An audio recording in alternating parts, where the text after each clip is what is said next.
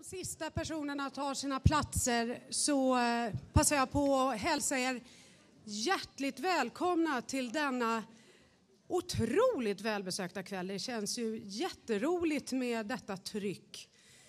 Mitt namn är Anna Särner. Jag är vd på Filminstitutet sedan 1 år tillbaka.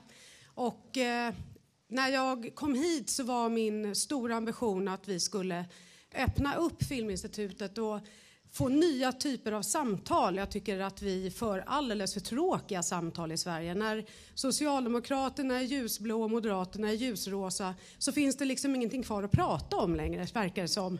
Mer än kanske ett och annat innehåll i någon film eller i en Tintin-bok. Så är det ju inte, och vi vet ju det. Men vi behöver inspiration för dessa samtal. Film är ju en fantastisk inspirationskälla att reagera på, att känna igenom och att också se andra typer av perspektiv. Och det finns gamla filmer och det finns nya filmer, och idag kommer vi få uppleva en riktig filmikon inom dokumentärfilmsvärlden. Men det ni nu är med också och inviger är vårt nya filmrum. Det finns mer information på vår hemsida, men Filmrummet är helt enkelt den plats där vi i framtiden kommer föra olika typer av samtal som vi tycker är viktiga. Det är viktiga för politiker, det är viktiga för filmarbetare, det är viktiga för allmänheten och det är viktigt för oss att få nya perspektiv. Så vi hoppas verkligen att ni ska komma på fler samtal som vi har. Redan nästa vecka är ni välkomna. Då kommer kulturministern komma hit och presentera filmpropositionen. Och det är alltså den 16 oktober klockan 14. Och det går bra att gå in på vår hemsida och anmäla sig.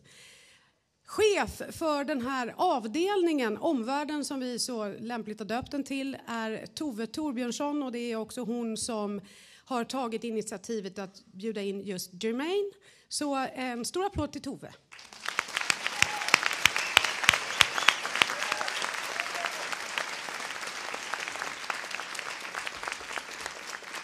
Det är helt fantastiskt att det är så många här, och jag står faktiskt och darrar lite för jag har sett fram emot den här kvällen och tänkt och inte sovit i natt och så.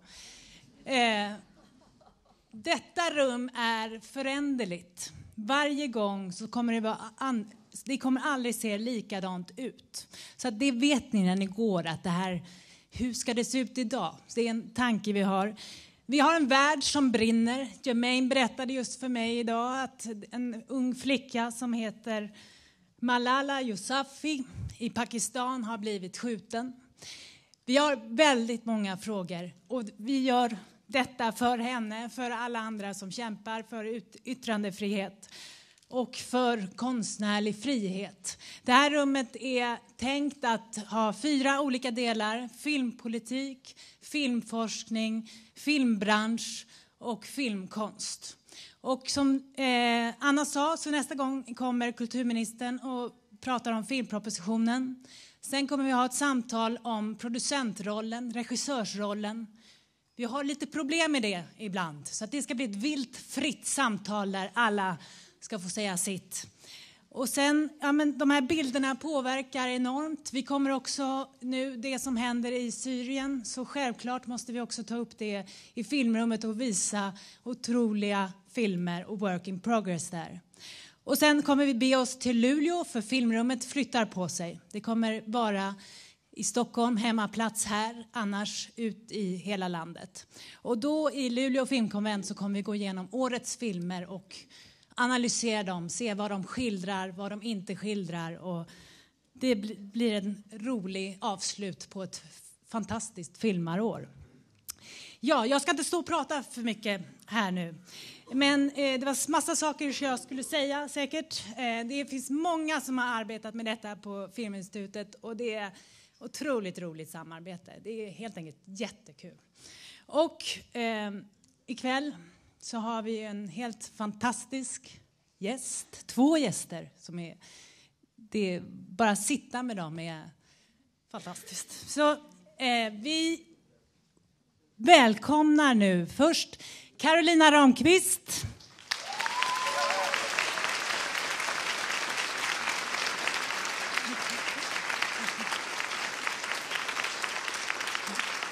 Det kommer vara så att först är det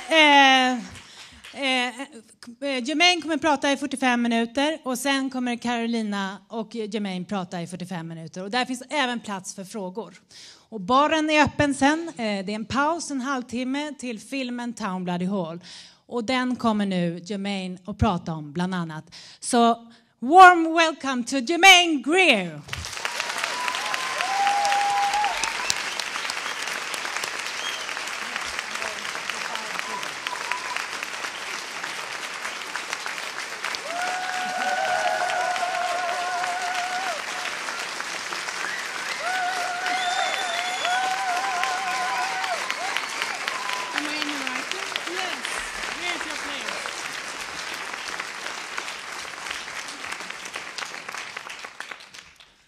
Well, thank you for that welcome.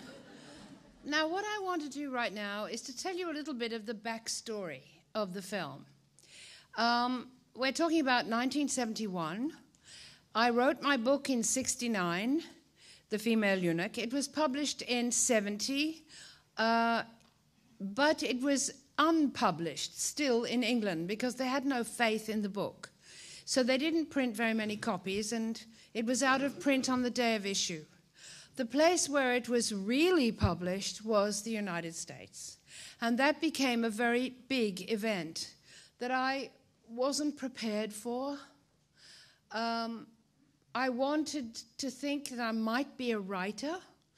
I had written for a long time with no pay for the underground press, many different things about many different issues, about abortion, about drugs, about music, about all kinds of things, about misogyny, which was real then and is real now.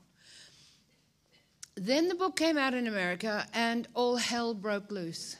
Suddenly everybody wanted a piece of me, and I was still a university teacher, overworked and underpaid, in the tradition that women are still employed in academia. We do all the contact hours with students. We do none of the publishing. Everybody else gets the jobs. And we keep on doing the teaching. And we keep saying it's because we love the students. And don't they know that? And don't they exploit that? If you're dumb enough to love the students, guess what you'll get? More students. And I was in exactly that position. And then suddenly I had to join in the jamboree of promotion of the book in the United States. We made a film about that at the time, which you might be lucky enough, or unlucky enough to find. It's called Germaine Greer versus the USA. And you might find it interesting because the thing that surprises people now is how rude everybody was to me. I was condescended to, I was sneered at by men wearing makeup who were very popular with their female viewers, who sort of winked and leered at their viewers while I tried to say, that isn't what I said this. And sometimes we had little victories, because I would guess that the people in the control room who had to work with this man in makeup hated his ass. So that if I started to defend my corner, I could grab the camera and they would let me say what I had to say. This was partly because I already had some experience in TV. And that was because when I left Cambridge University and went off to teach at Warwick University, my friends started to write comedy routines for Granada Television in Manchester. And so they asked me to come up and help them to sell their programs, because I used to do work with them on stage in Cambridge. So I did that, and I became one of the presenters of a comedy program, which was watched by old people, children, and rock musicians. Because it used to go out on Sunday at 5 p.m. And that was just about when tired rock musicians were waking up. And there I was, kind of. So, my little career as a groupie was greatly helped by this particular exposure. So I wasn't terribly scared about the whole media thing. But then there came up the question of whether or not I would appear at the New York Town Hall for the Theatre of Ideas in a fundraiser as one of the feminists who was being managed by Norman Mailer. Now, the difficulty there, for me, I didn't really want to do it. I was really scared. I thought this is going to be the toughest gig you have ever done. But all the other feminists were crying off. They were saying, no, they wouldn't do it, they wouldn't do it, they wouldn't do it. And my nightmare was that Mailer would be seen to win because he wasn't up against the real heavyweights, because the real heavyweights had run away. And I was an Australian from nowhere. Also, I wasn't part of the National Organisation for Women of NOW, because NOW thought it was possible to be a feminist and a Republican. And I just didn't see that, because part of my life had been for quite a long time involved with opposing the war in Vietnam. And so here were the feminists who were not even engaging with that. They were talking about equal representation in the Houses of Parliament, in the House of Representatives.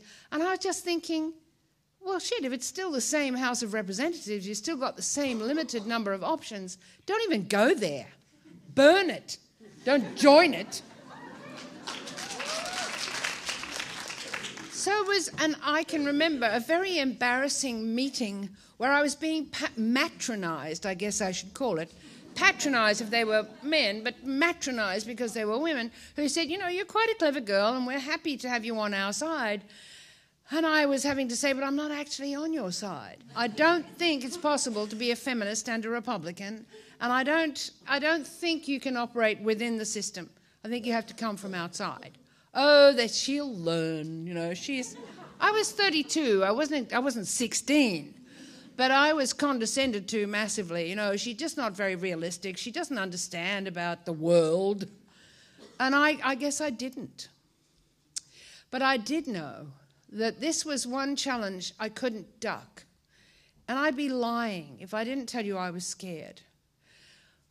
I didn't want to make a fool of myself. But I also knew what New York was like. It was like a village. I promise you, it was like a parish. They had their favourites. They had their stars. And Norman Mailer was one of them. I was a complete outsider. How was I going to stand up on this stage with him and argue any kind of a case? Why was I even going to be there? It was dumb, because he had 4 feminists who he was going to deal with. He would be the moderator. The what? And I knew that was hopeless, really hopeless. There was me, whoever I was supposed to be. There was Jackie Ceballos, who was the then head of NOW, with whom I had deep disagreements. There was Diana Trilling, who was there because she was the wife of Lionel Trilling and therefore the Dowager Empress of the New York liberal establishment. And there's one thing wrong with the New York liberal establishment: it was totally useless. It had not even managed to oppose the Vietnam War. It was forever hedging its bets. It had become wealthy, prestigious. Every university had members of this sacred organisation embedded within it. And I had grown up with Lionel Trilling and Edmund Wilson, and I knew what their intellectual tradition was. But there was no way that Diana Trilling was going to represent anything but that, which meant that we were going to be, as young feminists, or not so young feminists, subject to the higher criticism. Okay, fine. Then there was Jill Johnson, who wrote for the Village Voice, who was an out lesbian, and who was actually, the funny thing about Jill is she was Anglophile. She was always telling me that she had English relatives. As an Australian, I couldn't see any particular advantage in having English relatives. We'd done our best to imprison, hang, and otherwise destroy our English relatives, but never mind. She thought it was important. And she also thought it was kind of cool that I taught at Cambridge. And she's not the only person who thought that. It's kind of dogged me, this Cambridge tag. And Norman thought he understood about that. He understood about what that kind of grandeur was all about. It was all shadow play. It was all a bit crazy. But anyway, I decided there was a thing about Norman. Well, there were a number of things. One is that he was a great writer, and there was no denying that. And everybody writing at that time, and I was writing for the underground press for years, we were completely aware of what he was doing. The Pentagon Papers. Remember the wonderful essay about raising the Pentagon? The whole thing about what the new counterculture was going to do to American certainties. I was grateful for his attention, but also aware that he was the hero of his own story, and that was a tragic hero in a way, that he was very aware of the vulnerability of the masculine creature. He knew what kind of an artifact it was and how uncertain its purchase on power, especially as he's a writer. And you have to understand that real power doesn't come to writers. Power exists in the corporate world. Power exists in the silo. Power exists in the rocket. It doesn't exist with some Jewish boy scribbling in Brooklyn somewhere. But for Norman, it was important to kind of parlay himself into the power dialogue, which I found moving, especially because he is a wonderful stylist. And then a thing happened. My friend Dick Fontaine was talking to, who made a film with Norman about the raising of the Pentagon. Dick Fontaine was talking to Norman, and he said, "Oh, Norman, you'd be surprised. Germaine is quite vulnerable."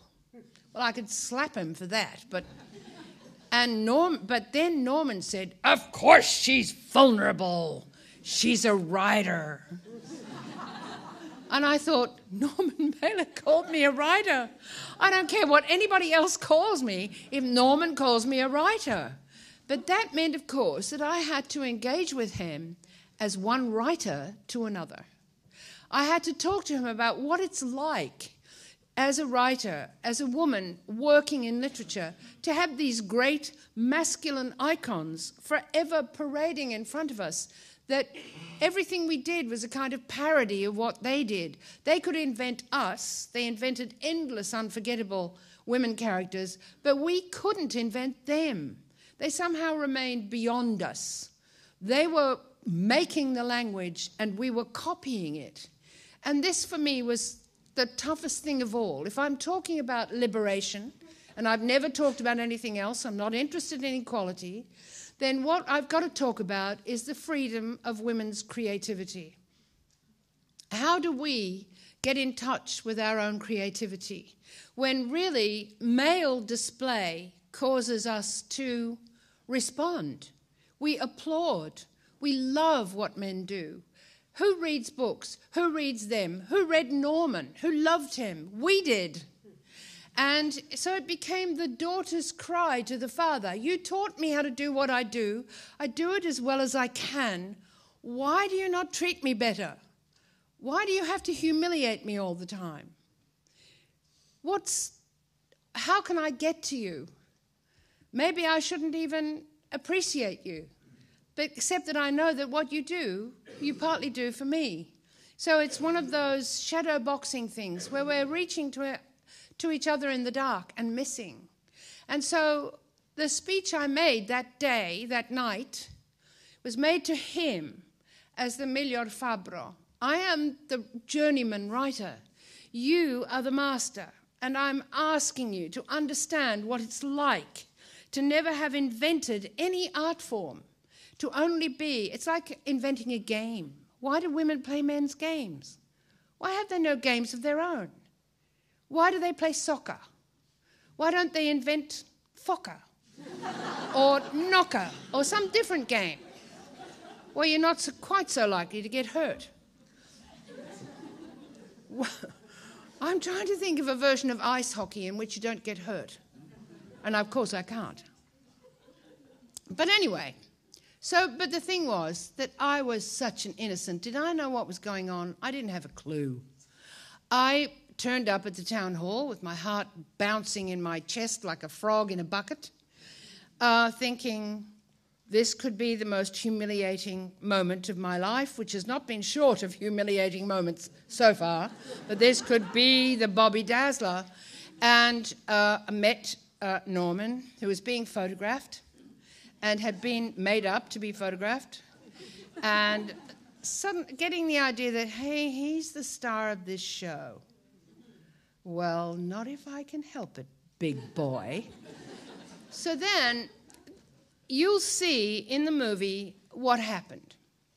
What you don't know is that backstage, when we were already being filmed backstage, nobody asked me to sign a release. Now, those of you who know the film business know that you've got to do that. If you're coming along to film a real event, including this event, you need a release. Otherwise, you can't use the material. And they forgot to ask me. They didn't ask any of the other women either. Why?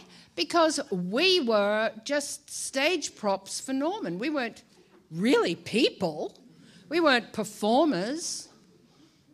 And so none of the other women responded. None of us sort of realized what was going on. We had really no idea. We were lambs to the slaughter. So we did the best we could. And then we went our separate ways afterwards. I don't need to tell you what happens, because if you stay and watch the movie, you'll see. Except, of course, it isn't all there. What happened within the next day, I was asked to appear on the David Susskind show with Norman. Norman had decided that the pay dirt was him and me. So he had sold the idea to David Susskind, and David Susskind had asked me to come on the show, but somehow my publisher's lawyers found out what was going on. And they realized that, in fact, Susskind had given the rights of the show and the conversation to Norman Mailer. And they said, we advise you not to be involved. And so I said, fine, I won't be involved, because I had already a suspicion that we had been ripped off in the original town hall encounter. And in fact, that turned out to be the case. And this is the backstory that you need to understand, because it illuminates the difference between male and female power, not just then, but now. What happened was that Norman Mailer, which I didn't know, was one of the producers of Penny Baker's film. That's what Penny Baker meant to happen. Norman Mailer had paid for the colour stock, the film that they were going to use in making the movie. I didn't even know there was a movie being made, really. It certainly hadn't been discussed. Norman was not only one of the producers of the film, he was also going to do the commentary, the voice-over commentary. Now, you immediately understand what that means. That means that he had creative control over all the material that would be used. We couldn't make sure that it was genuinely representative of what happened. We had no part to play at all, editorially. He had control of the material. So that made it very clear that there's no way that I would ever sign that release. I suddenly had this little bit of power. I could stop it happening. I could queer the whole thing. So it came back to me. Oh, it was quite funny, really, because when Norman realized that I wasn't going to do the Susskind show, he called me. Now, I was staying in the Chelsea Hotel, which was kind of grim, blood on the walls. You get used to that. Curly hairs in the bath. All that good stuff that goes with living on the lower, whatever it was, west side. But anyway, so he called me and he said, Germaine, you don't want to do the Susskind show. And I said, no, I'm not doing it. He said, Why not? And I said, because you have the rights to the show. And he said, why, you think I'd rip you off? You think I'd do anything so picayune? I mean, that's such a word, picayune. I mean, it's a real Mailer word. Would I do anything so picayune? Yes, Norman, you would. And so we didn't do the Susskind show, and the movie didn't happen. You will realize when you see the movie, if you haven't seen it before, that it was released in 1979. And the events that it portrays happened in 1971. So there's clearly a story in between. And it goes like this. I paid no attention to it. I didn't give a shit one way or the other whether it appeared or didn't appear. I don't believe in the law of copyright anyway, which is just as well, seeing as I get ripped off every 5 minutes. But so I wasn't really bothered about it. If it had appeared, I would have ignored it, which is what I usually do. But it didn't appear because Pennebaker was an honourable man, and Pennebaker knew that this was really a pretty shabby deal. And so he didn't push it. He had wasted a lot of time. He'd wasted quite a lot of money, most of it Norman's, I hope. And he had no movie. But then something else happened. Then Diana Trilling wrote, well, she gave a speech which was published in a book in 1978, in which she gave an account of what happened at the town hall, which was completely irresponsible. She hadn't checked anything, and she made all sorts of statements that she seemed to think that no one would ever check up on. One of them was that I had announced to the world that I was going to sleep with Norman Mailer. Now, the thing is, I may have said that I might have thought about it. And in fact, I did write a big piece for Esquire magazine, which was called My Mailer Problem. Now, it was called My Mailer Problem in a sort of backwards homage to an article by Norman Podhoretz called My Negro Problem, I think it was called. And it was about how the Jews were being displaced in New York by African Americans, and how Brooklyn had become an African American neighborhood, and so on. And it was full of self-pity and things that we get fairly used to in this kind of discourse.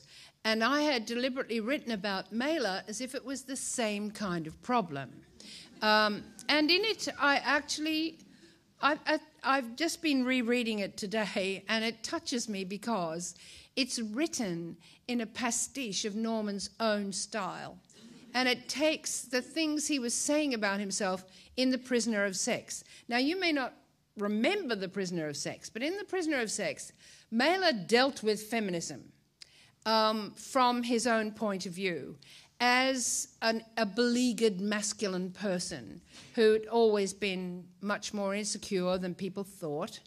And he drew what he imagined was all the fire, because Kate Millett's book, Sexual Politics, had put a lot of energy into a discussion of an American dream, taking it seriously and talking about the misogyny which is obvious on every page of that book, which is fair enough.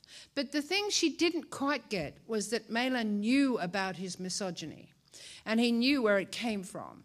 He knew that he was afraid of women. He knew that he was uncertain in his masculinity, because the whole point about masculinity is that it is a creed of anxiety. It's a creed of inadequacy, where you're forever having to test yourself against other men, against all kinds of yardsticks against which you'll be found wanting. It's as it is in the corporate world. The corporate world exists to cause men to fail, because only one CEO can succeed. Otherwise, it's bodies falling off the high-rise buildings, falling off the skyscrapers, having to live with humiliation and being second best, none of which is good enough. And our whole culture has now become a culture of winners. It's not good enough to come second. It's not good enough to be good. You have to be the best. These are doctrines of despair. And when Mailer wrote The Prisoner of Sex, he wrote in the full awareness of this. He's still inexcusable, but he meant to be inexcusable because he is, like most men, un enfant. And in this case, an enfant not quite as terrible as he would want to be. Because we can see what his problem is. He's worried that his ass is getting slack. That he might be a short dick, slack-ass white man, after all. And so the book is moving in that way. And in taking on Kate Millett, he was taking on someone whose PhD had been published much too long. I would have failed it if it had been over my desk, because 80,000 words was the Cambridge limit, and this was a lot more than that.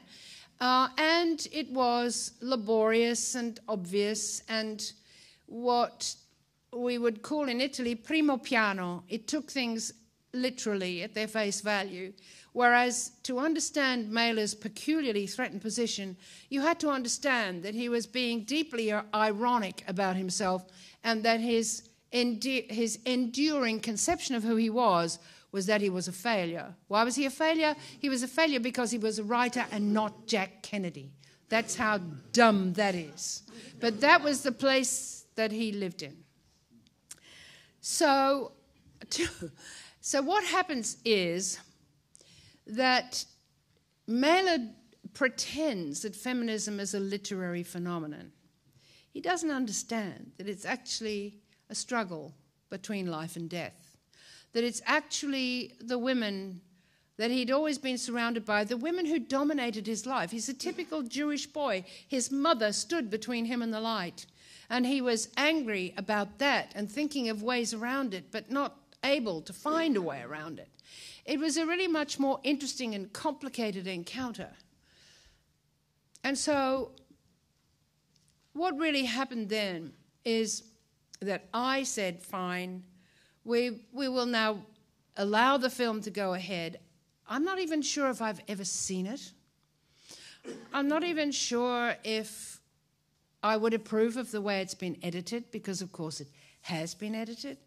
I know what I said. I think somewhere my speech will be. It will be in my archive, which we have to sell to maintain my forest, because I generally prefer forests to archives.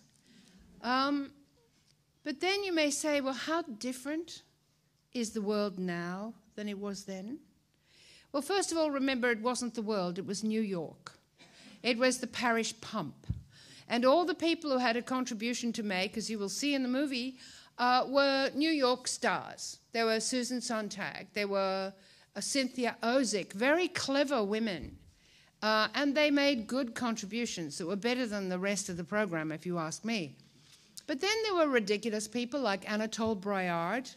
And Anatole Broyard is remarkable now because we know that Anatole Broyard was black, but he pretended to be French. You may say that in America there's not a lot of difference between black and French, but I think there is.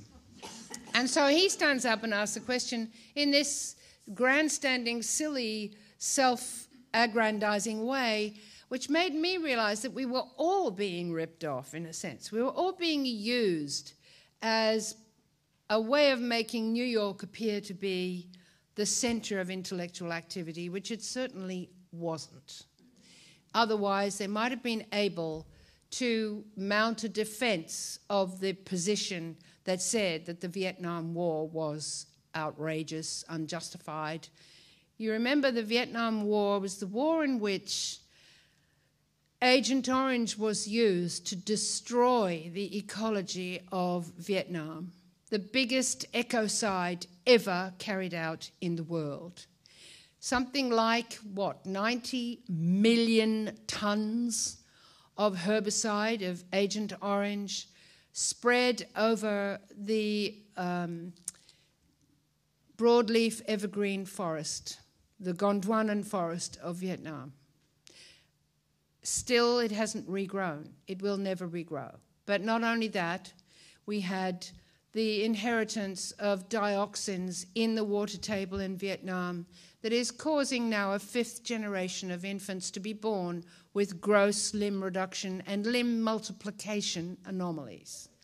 The most horrifying thing. And Vietnam keeps begging for assistance and no assistance is forthcoming. We don't even admit what happened. So how are things different now? Could you do it again? I've been asked today, if we were going to do Town Bloody Hall again, who would it be? My first statement about that is, please don't do Town Bloody Hall again. Don't take a spoilt and cosseted, insecure male writer and give him a whip and tell him to crack it over 4 clever and thoughtful women. And don't let him control the exhibition. Don't let him own the ring that they're appearing in. How could such a thing happen? I knew it was happening even then, but my chief worry was that we needed to give a decent account of where women stood. Now, you can make up your own mind about whatever version it is that you'll see of what I said. But I was talking about creative freedom. Do we have creative freedom now?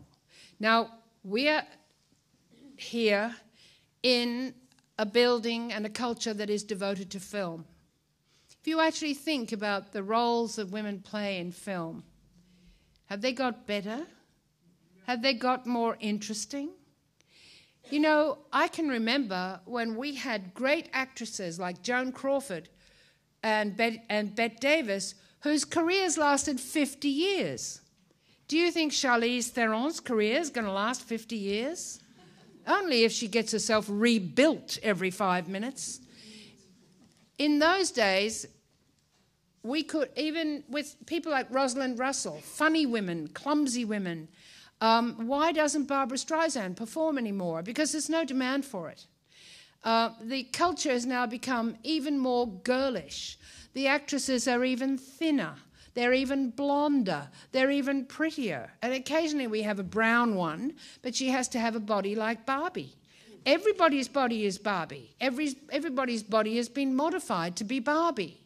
Meanwhile, we're still recycling the James Bond satiric version.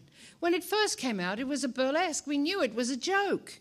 It was a joke, this person who fucked all these women who then got shot, who had his martini shaken and not stirred, and drove all that variety of cars that had penises that emerged from every part of their structure.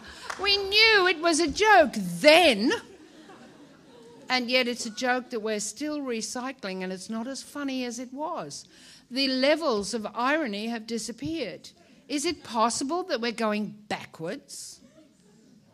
Now, I don't know about you, but I don't watch the movies anymore because I can't bear CGI and I can't bear digital, and I really am so old-fashioned that I actually would quite like to see people I can recognize as people doing stuff that happens to people and not swooping around in blue bodies, having strange, fantastical relationships. I mean, I get into terrible trouble because I think The Lord of the Rings is Nazi tosh. They say, what do you mean Nazi tosh? Well, because all the enemies are kind of short and squat and funny colours and have funny shaped eyes and things, and they're the working class. How strange. And nobody seems to notice the grossness of these fantasies. It's as if they'd picked them straight out of the fascist comic strips of the 50s and 60s and parked them in movies. And we just don't seem to get it. We don't seem to know what the subliminal message, and it's not really subliminal, it's just liminal, just coming from everywhere. So do I think that that we're out of the woods? Now, my problem is this, that it should be clear from the way I talk to Mailer that what I'm asking him for, not him, because he doesn't have it to give to me, but what I'm stretching out towards is liberation. Make me free. Give me access to my own creativity. Let me invent my own way of being. Don't keep telling me how it is I should be. And yet at the same time, I was hurt by things like Mailer telling me when we met after that, saying that I was less good looking than I had been. As if, why do I want you to think I'm good looking? I don't care whether you're good looking. Why do you think you can tell me that I'm a 6 out of 10? And why do I care? Am I still, as I said to you before, am I still asking for my Father's love? Please look at me, remember me, care for me, love me, appreciate me, encourage me, all those things that we say to patriarchal society. And when we get a pat on the head, we're so grateful. And as a result, in academe, we do all the teaching, we do all the work. In corporate world, we do other people's work and let them take the credit. We just go on, working out this imaginary guilt. And that's what I see now when I think about me standing up in front of Mela. I think that I was still filial. I was still a daughter, talking to a disinterested father, clamoring for attention. Look at me. Turn my way. Look along my eye line. See the world as I see it. Are we any closer to doing that now? I think we're even further from it. And that in some ways, it's been the search for equality that has distorted our direction. We said, please, we want to join the army. We want to learn to defend our society, as if armies these days defend anything. They offend, they don't defend anything. And so there we are. We said, yes, we'll be in the army. We'll go to Vietnam. We'll go to Afghanistan. We'll go to Iraq. And then what happened? We discovered that the men we were fighting alongside were bitterly resentful of our presence, that they offended us more than the enemy, that they were likely to aggress, to attack us sexually, to rape us, to humiliate us. And we said the same question. Why do you treat me this way? I want to be next to you. I want to fight alongside you. And the answer is, I don't want you alongside me. Go away. You distract me. You upset me. You are a principle I've been fighting against all my life.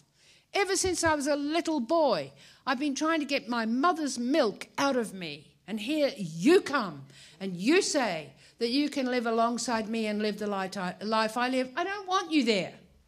Now, I can make a joke of this. I say, why do you think men go fishing? 3 million Englishmen go fishing on a regular basis. What is the principal attraction of sitting on a muddy, cold stream side with a rod in your hand and no fish biting? The real attraction is there are no women there. They will go to considerable lengths to get out of the sound of that female voice. And we are the ones who say, let me in, let me be close to you. We haven't discovered that in order to make them interested, it's a bit like getting your dog to follow you. You must turn your back, and then your dog will follow you. You can stand shouting to your dog, and your dog will know that you'll stand there as long as he decides or she decides to dig up whatever rabbit or rat. But when you turn your back, then the dog comes running, because you just might go through the gate and shut it. We haven't learnt that. And what you see in this strange movie that Pennebaker ultimately made is a woman making love to the indifferent father, saying, let me stand next to you, let me be with you, let me be your comrade. The answer to that question historically has been no. And we still do it. Now you know that you've got a project of law being discussed in Sweden about the admission of women to the boards of companies that are registered on the stock exchange and so forth. The men have not invited women to sit on the board. Therefore, the government is saying you're going to have women whether you like it or not. Who do they think is going to suffer? Who do they think is going to be outwitted and bamboozled and foxed and ripped off, just as we were in the town hall in 1971? Don't they see that this isn't how you do it? That inducting women to the corporate world, regardless of whether they show talent for it or interest in it, is a mistake. But women also have to understand something, that we don't want to be there. This is not the future. This is the denial of the future. We have got to find an alternative to the corporate world, an alternative to a world which turns its back on the struggles of people for self-definition, and which decides that it will order them, that it will decide which side it's going to be on, that it will make war upon civilian populations according to some knee-jerk interpretation of what the struggle is really about. We can't go on this way. There has to be a real alternative. What would that real alternative be like? There's no shape for it out there. There's no word being said about it. There is no alternative structure emerging from anywhere. We are still stuck with patriarchy. It's just that women are having to play the part of the patriarch. And for them, that is a step too far. It's not a role they play well. I don't know if you saw Angela Merkel this evening trying to face down the rage of the Greeks, speaking to them in German. What chance does she have? What chance does she have? Does she not know who these people are? Does she not know their history since the Second World War? She does know their history, but she can do nothing about it. She's got to stand there and speak irrelevance, because there is no way that she can be relevant to their concerns at this time. And I know what you're going to say. They didn't pay their taxes. No, well, anarchists don't tend to pay taxes. And maybe anarchism is the future. The funny thing about, I'm going to end at this point because I think I'll just beat you into insensibility if I go on. But I'm going to say that at one point in the town hall, Mailer turned to me and sneered that what I had uttered was diaper Marxism. And I thought that was the one time that Marxism was wonderful.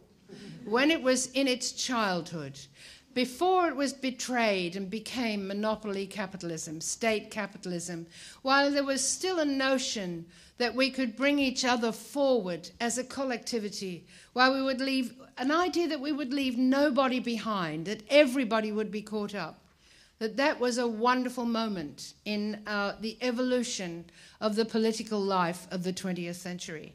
And I was really proud to be that thing, to be the diaper Marxist with my big safety pin holding on my nappy.